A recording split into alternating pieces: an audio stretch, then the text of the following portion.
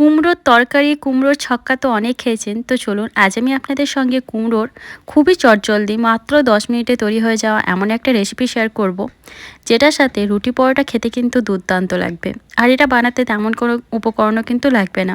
তো দেখুন এখানে আমি কুমড়ো নিয়েছি, একদম আলু ভাজার মতো সরু সরু করে কেটে নিয়েছি। আপনারা চাইলে কিন্তু এই গ্রেটার দিয়ে গ্রেটও করে নিতে পারেন, তবে গ্রেটারের যে বড় সাইডটা আছে সেই সাইডটা দিয়ে কিন্তু গ্রেট করতে হবে। আমার কাছে বড় গ্রেটারের এটা ছিল না, তার জন্য আমি কিন্তু বটি দিয়ে এরকম একদম সরু সরু করে, আলু ভাজার থেকেও সরু সরু করে, যতটা পসিবল ততটা সরু করে কিন্তু কুমড়োটাকে কুচিয়ে নিতে হবে।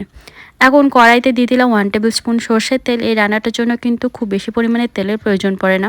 তার মধ্যে দিয়ে দিয়েছি একটা শুকনো লঙ্কা, একটু জিরে দিয়েছি আর অল্প পরিমাণে কালো জিরে। ফোড়নটাকে কয়েক সেকেন্ড ভেজে নেওয়ার পর এর মধ্যে দিয়ে দিলাম কুমড়োটা। এখানে পরিমাণে 250 গ্রাম কুমড়ো ছিল।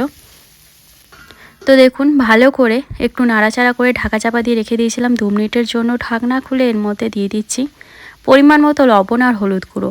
লবণটা কিন্তু অল্পই দিতে হবে, কারণ কুমড়ো সেদ্ধ হয়ে যাওয়ার পর পরিমাণে কিন্তু অনেকটাই কমে আসবে, প্রায় হাফ হয়ে যাবে।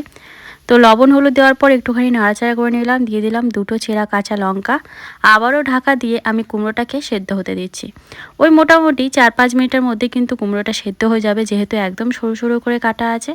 তো দেখুন কুমড়োটা কিন্তু খুব ভালো করে সেদ্ধ হয়ে গেছে। এখন গ্যাসের ফ্লেমটাকে হাইতে করে আমি আরও 2-3 মিনিটের জন্য একটুখানি ভাজা ভাজা করে নেব। সব শেষে এর মধ্যে দিয়ে দিলাম 1/2 টেবিল স্পুন চিনি। তো এখন গ্যাসের ফ্লেম হাইতে রেখে আমি কিন্তু কুমড়োটাকে একটু ভাজা ভাজা করে নিচ্ছি। বাড়িতে যদি কুমড়ো থাকে আপনারা অবশ্যই এভাবে একবার কুমড়োর ছেঁচকি বানিয়ে দেখবেন। গরম গরম রুটি পরোটার সাথে কিন্তু দারুণ সুস্বাদু লাগে। তো দেখুন এইভাবে হাই ফ্লেমে আমি একটুখানি ভাজা ভাজা করে নিয়েছি কুমড়োটাকে।